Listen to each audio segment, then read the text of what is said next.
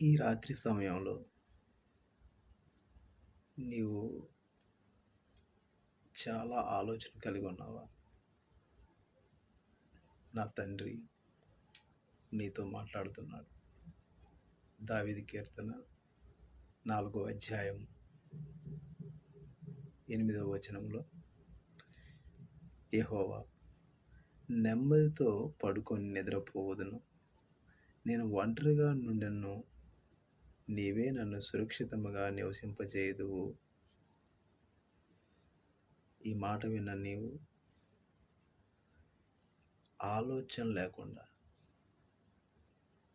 హృదయంలో దేవుణ్ణి ఆరాధించుకుంటూ మనస్ఫూర్తిగా పడుకో. రేపటి దినమందు దేవుడే చూసుకుంటాడు. ఆమేన్.